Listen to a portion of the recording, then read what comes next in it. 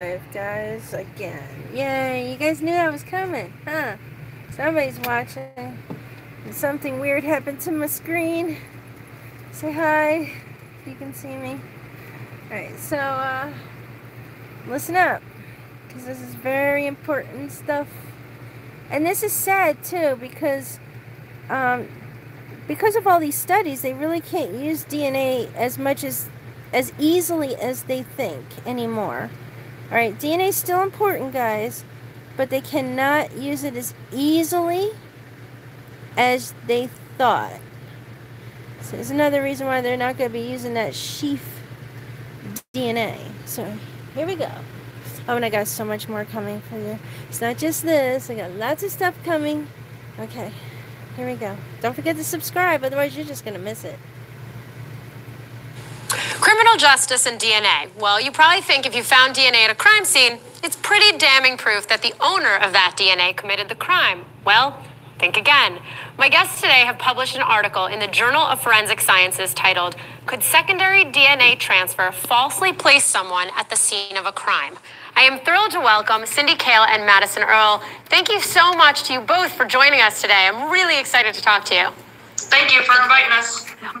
We talk a lot about crime. We have a show on here called Crime Time. You know, we're constantly talking about the news, and a lot of it does often come down to DNA. There's a lot of talk about, police cameras as well, but DNA and what evidence is left. And it sounds like there's a lot actually that we don't know, and perhaps there are a lot of people falsely accused and perhaps jailed over crimes that they may or may not have committed.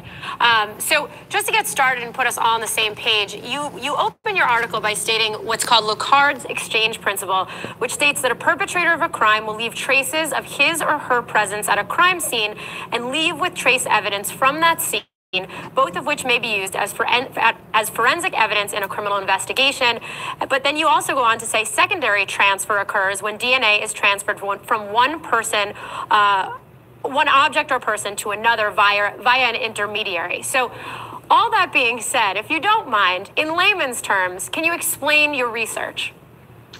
Well, basically, we were investigating how easy or hard would it be to transfer somebody's DNA into a crime scene that was never even present at the crime scene or onto an object that they never touched. So basically what we did is we shook hands for 2 minutes, and then each individual handled an object, and we swabbed that object to see whose DNA profile we'd actually get off of that object. So I guess the idea being, if you and I shook hands, and then I handled a knife, and that knife then was used in a crime, presumably it is possible that your DNA could be on the knife, could implicate you in that crime, despite the fact you could have been in literally Timbuktu when it was, when that crime was committed. Correct. That has massive potential to reverberate through the criminal justice system. What sort of impact do you think that your research might have on the way that crimes are prosecuted, DNA is studied, etc.? Well, the first problem I see is how we present this type of evidence. Often we go into court and we say, touch DNA evidence or wear DNA evidence, and we're already implying that somebody had to have touched that object to leave their DNA behind. So we're already implanting that notion in the jury or the trier of fact before the evidence is even presented. And then they're already assuming that DNA could only be there by, direct contact. And from our research, that may not be the case. So I think it, yeah, go ahead. Sorry. No, please. I think it also has a huge implication in looking at people sometimes tend to see DNA and other forensic evidence as not lying. You've heard the phrase, DNA doesn't lie, you must have done it. But I think it definitely raises awareness that DNA evidence is not infallible. You need to maintain an open mind when you are investigating, and you can't just jump to the quickest conclusion that clearly if your DNA is on this, you must have directly handled this object or worn whatever clothing you're wearing. Have defense attorneys sort of used your research already or yet, or have you gotten some calls to say, hey, Could you come in and really speak to this and how it might be possible that, John Doe's DNA is at a crime scene and yet John has a rock solid alibi at the same time? When we presented this project at the American Academy of Forensic Science meeting, we did have some attorneys very interested in this. I've kept in contact with a few of them just to let them know when the research would be published, so they could get their hands on it when it was published. Sure. So now, how did you decide to get involved in this sort of research? Because it really has the potential for blowing open the criminal justice system and how crimes are prosecuted and really what those results are. But what did get you interested in it? For me, this was a kind of an idea that had been rolling around in my head for a while, more as a route of contamination. Because we're so concerned about, when we're examining evidence, not to contaminate the evidence with our own DNA, that I'm not so sure that we're as concerned about when we pick up an item of evidence, like maybe at a crime scene, put it in a bag, and we're done with it. Then we move on to the next object. Could our gloves be possibly a vector for that secondary transfer on what was, maybe I picked something up that had nothing to do with a crime and then it inadvertently transferred DNA to something that had to do with the crime and got that person's DNA on something that wasn't originally there. I see it as a very likely route of contamination at the crime scene when evidence is being collected, and even in the lab, if I'm handling paperwork that somebody else touched, am I inadvertently introducing extraneous DNA into that sample if I'm not paying attention to what I'm doing? For me, actually, this hadn't really been on my radar. It was through talking with Cindy that I got really interested in looking at this. And when she first mentioned her concerns, I started going through, just doing searches and going through cases of perhaps maybe that this had been affected or even suggested that this could be an issue. And then not only was I interested in that, but also more on a biological variation standpoint, looking at, okay, so if people are really good at depositing their DNA on things, maybe they are more likely to actually fall victim to a secondary DNA transfer. So, what sort of implications are that for that, looking at the different variability between person to person? So let's talk, I guess, a little bit about the experiment itself. In the article that you wrote, you started with 12 paring knives of the same brand.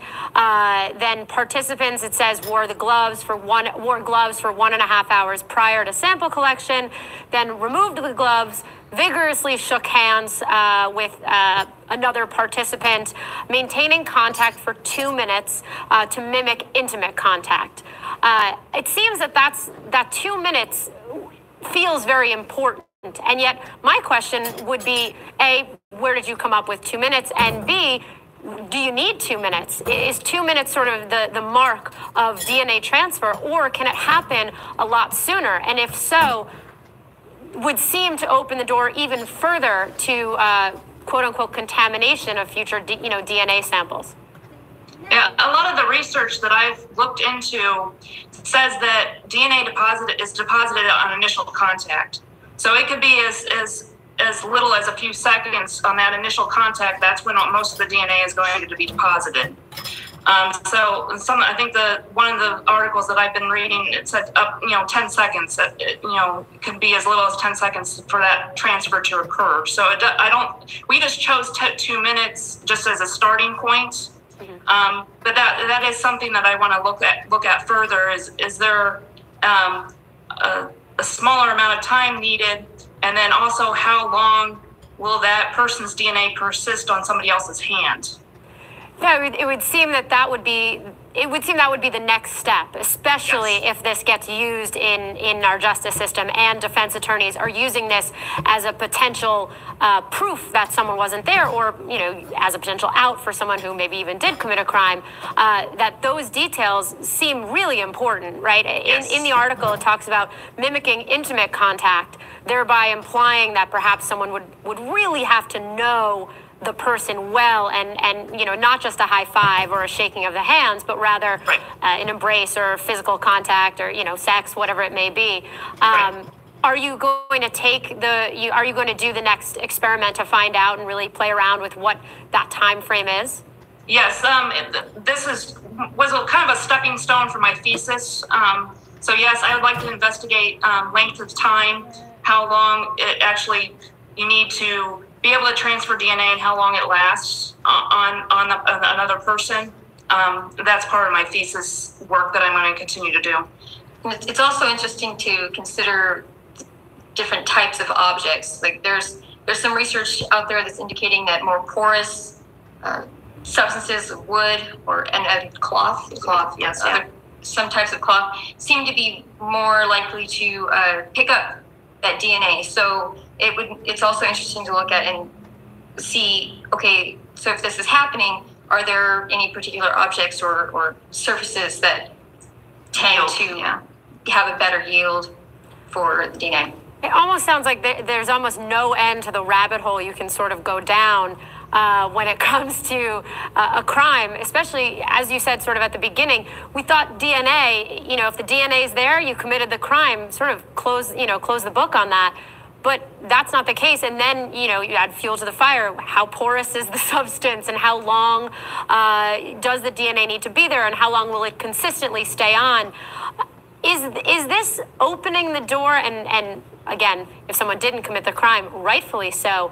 But is there any concern that you have as scientists or that anyone would have that it's really opening the door for an excuse for those people who commit a crime where they can now use this science to say, hey, well, if there's no proof that I was there, maybe I really wasn't. For those people, obviously, who are innocent, this is fantastic. But for those who may not be so innocent, is there a concern that this is a way out?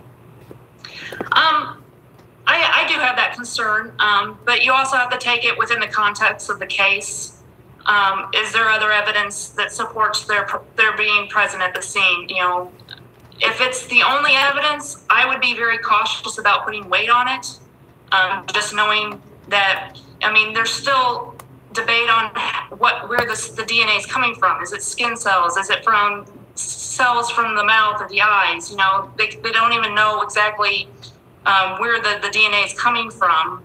It's not like blood or semen where you're dealing with a body fluid that you can identify and kind of track, whereas this could be from any, skin cells anywhere from the body. You just don't know. Could be aerosol, could be, from somebody talking and just spitting and getting their DNA on it. I'd be very cautious going into court and saying, this person definitely touched this item. Mm. I've felt the same way. I've had other people ask me, well, how does it feel to know that perhaps maybe someone who really is guilty could potentially use this as an excuse? And it is worrisome, but at the same time, I feel that being aware that this is a possibility is much more important, especially to exonerate potentially guilty people. I think that's incredibly important. And as Cindy said, there's so many different aspects in a case, so that hopefully this isn't being used as a get out of jail free card for guilty parties. But at the same time, we really need to be aware that this is a possibility and that you can't just automatically assume that this person is innocent or is guilty because their DNA is present. Yeah, and by all means, it is terrific if it exonerates someone, and one hopes that that's the core of what this research does. But I thought it was sort of an interesting question, getting into your thought process as the scientist behind it, what you're thinking about.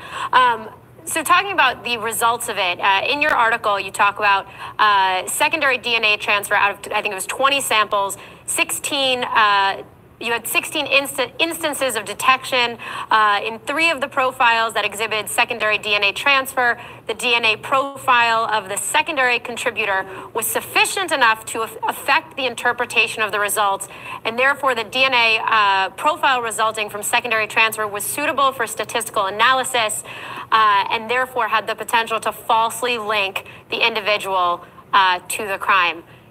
When you discovered this, sort of what were your initial reactions? Because I keep using the term, but it really is a little bit mind-blowing because there's so many people this could really impact. Right.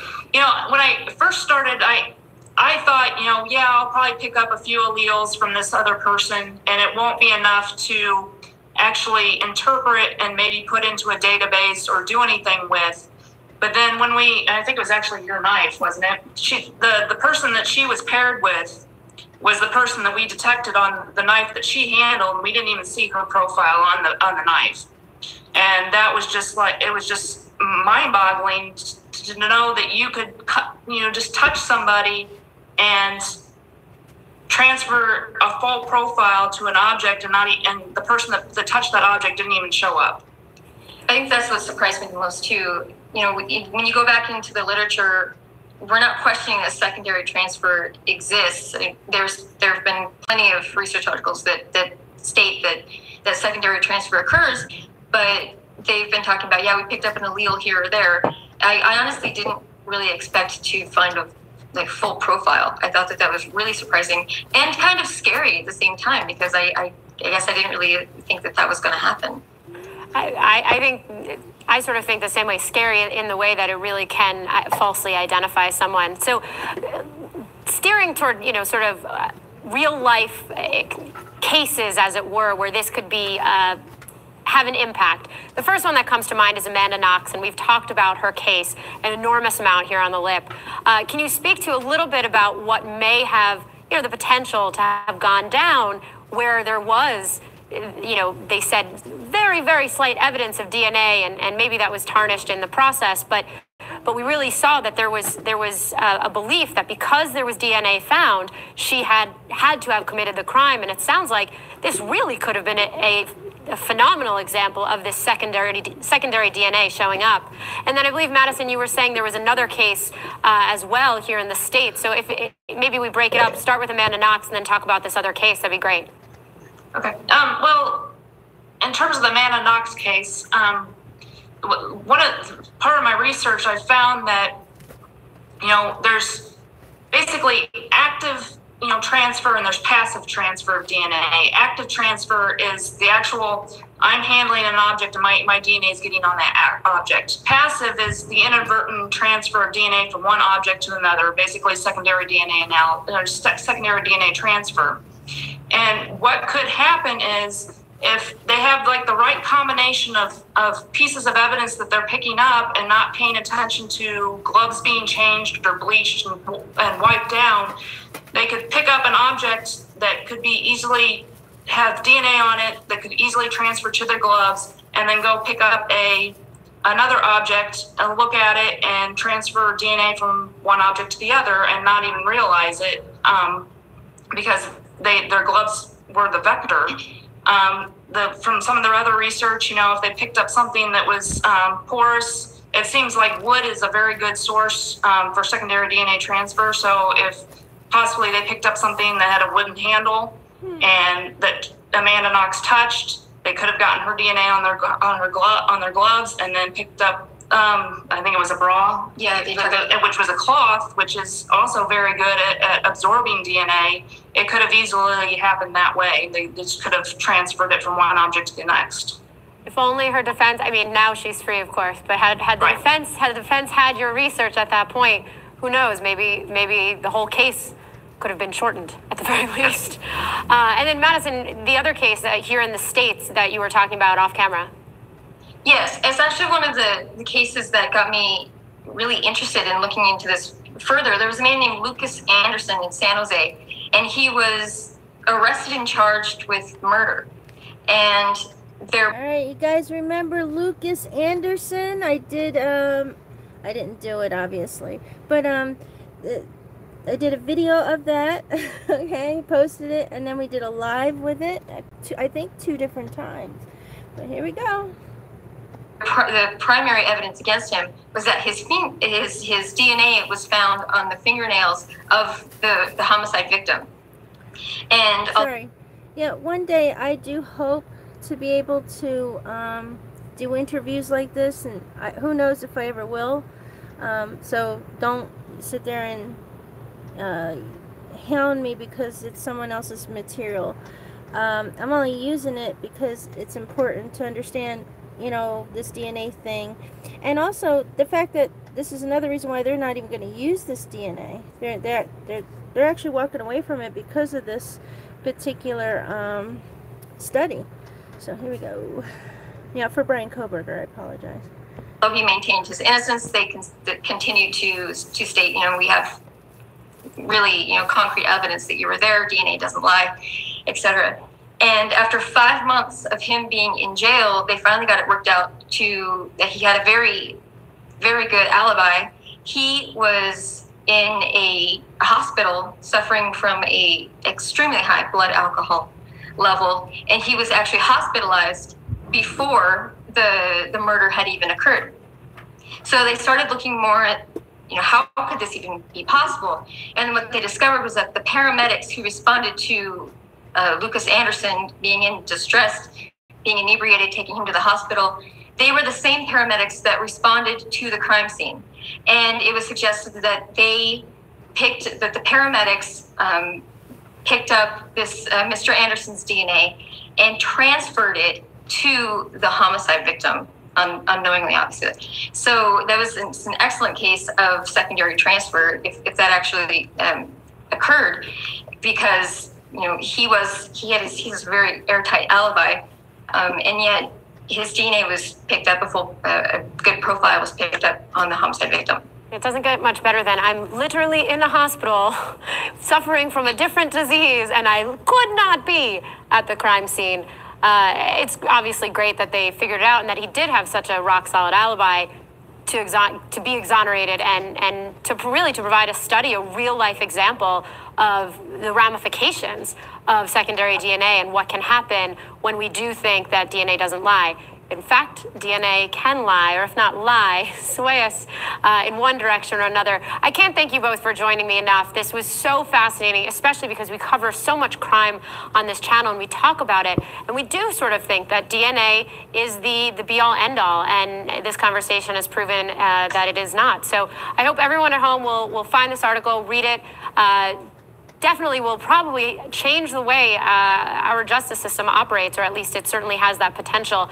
Tell us in the comments down below, what do you think about some of the information that you got here? And as always, thank you so much for subscribing to the Lip TV. Okay, so now you know where to look for this. Now you're probably wondering, okay, how in the world would they have gotten Brian Kohberger's DNA? Or be able to transfer that by accident? Well, let's go there just a little bit. All right, you do know that he has been trying to apply at the local police station and other areas within the police force to do multiple different type of jobs in hopes to get at least one of them.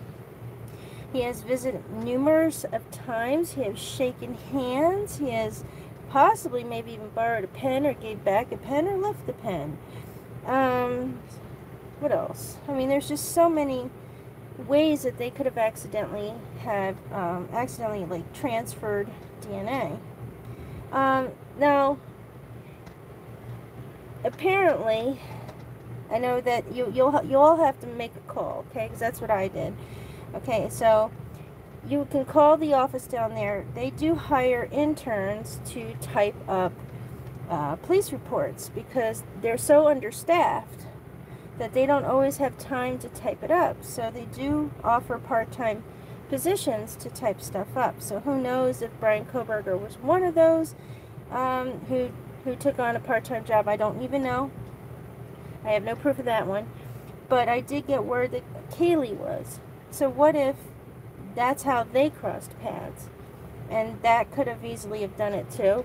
But in my mind, I still feel that it was more of a setup and somebody already knew who they were going to set up and was doing their best to get the DNA on that sheaf so that it would set him up, would place him there. And instead, they didn't realize that Brian Kohberger was very cautious about DNA from the very, very beginning, because they even said they couldn't find his DNA in his own trash or even in his own apartment. It wasn't as easy as they thought, but they found a few, but not as easy. Alright, so, but they got the dad's DNA. how does the father's DNA get transferred to the sheaf? And everybody's trying to like, oh, they got Brian's DNA, that's it. So what? It's a family member. That's him. That's it. So they don't have his DNA, but they got the dad's DNA. I mean, so this is another reason why they do not want to use the sheaf. They have no plans of using it.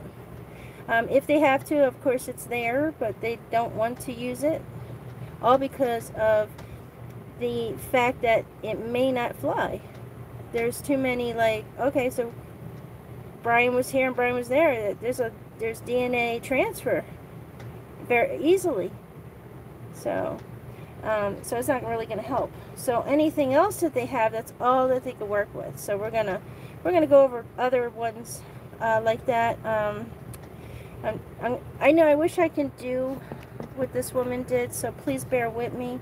This is all educational, all right? So don't flag me and get upset with me when I'm doing the best that I can. However, right now, all the noise I was making, I'm cleaning my van out. So I have a buyer. I'm really excited, and I'm hoping that the sale goes through. Now, here's the funny part. I had to move our appointment to a different day because I have a major appointment tomorrow about that restaurant I took photos of and a video of. We're actually going to finalize and get my deposit to get started on that project. And I need more time cleaning the van out and all, and do laundry, stuff like that. The only reason why I lost a lot of time is because my AC stopped working. So here I'm like, okay, finally I get a bite. I get somebody that wants to check out the van, maybe wants to buy it, and my AC just goes right bloop. Oh Lord, it didn't get any better than that. All right, so I go to somebody that, you know, in hopes that maybe they can help fix it and stuff like that. So then this guy is just talking about parts, low prices, and I'm thinking, okay, so it's only gonna be like $30 for this, maybe 60 bucks for that, and then all of a sudden it was $80 for this, and I was like, okay, well then we're looking at like maybe 100 and some bucks. No. Then he has the labor charge, and I don't know what else was going down, and it all added up to $499. I was like, what? So, at least he checked it out for free. But come to find out that as I didn't have a air filter, you know, in where it's supposed to be. That's why the whole system failed, and it has to be replaced. So I didn't know this. Yes, I bought the van 3 years ago, but I haven't driven the van because we were building inside the van. We were building about a whole year, and I think about a year and a half actually. And even though I ended up bringing it home, I didn't drive it really anywhere. I had still had plans of other things I needed to do with it, but I didn't have enough money, so the project just kind of stopped. And then I decided I'm gonna live in it for a little while, make sure everything works. I'm gonna drive it around like everywhere, because I was worried if the cabinets were gonna fall off the wall, or like I didn't want to sell it or rent it out and then somebody gets hurt. Because that was an option too, was renting it out. Everybody here, hit that like button. We're getting it personal. We could always talk about this DNA thing anytime you want. Yeah, I don't know why it's not switching for me. So let me see if you guys are all here. I wanted to keep it dark so that if you guys do text me, there we go. Sorry, I had to read. I want to do a van, go for it. Okay, thank you. Alright, so back to my thing. Yeah, it's a scary thing about this DNA, okay? Because, especially for travelers.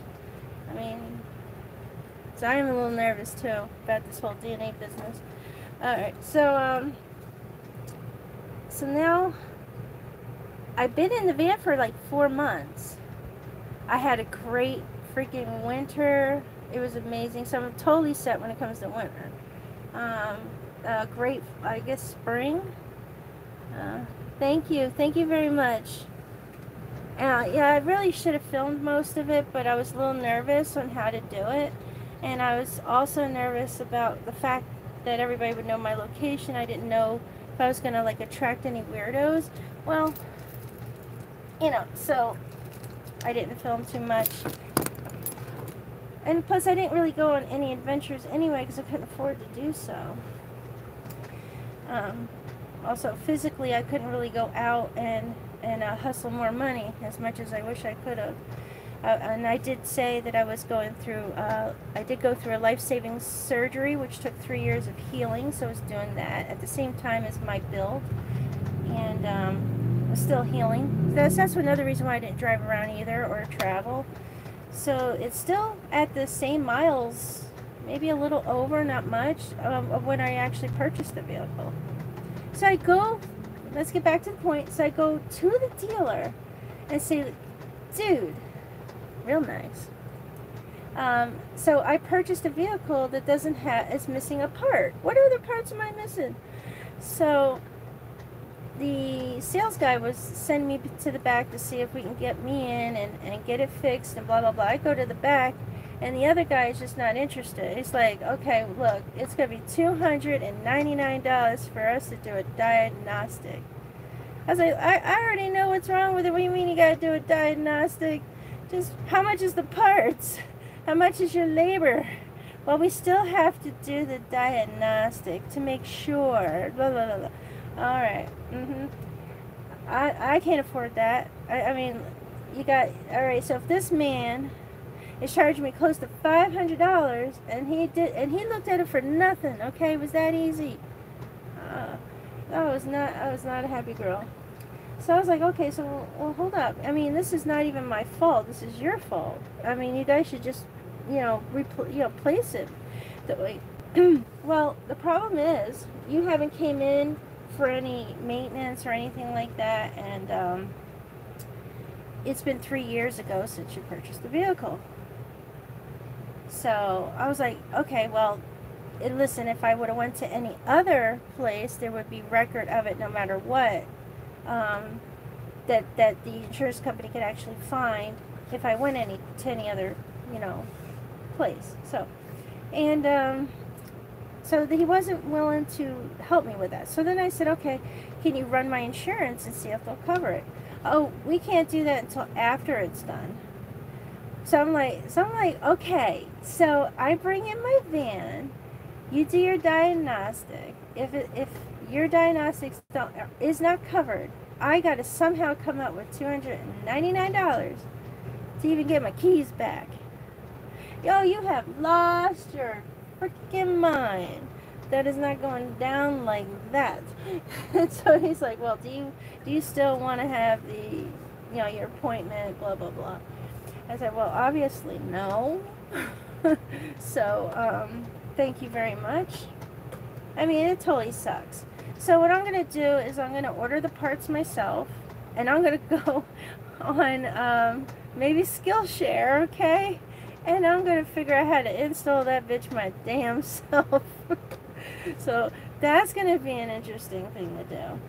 Now, however, with the buyer, if she does buy it, this lady that wants it, and she's local, thank God, I will definitely use the money and go get it done professionally. But if I'm still stuck with this van, it is too hot to not have AC.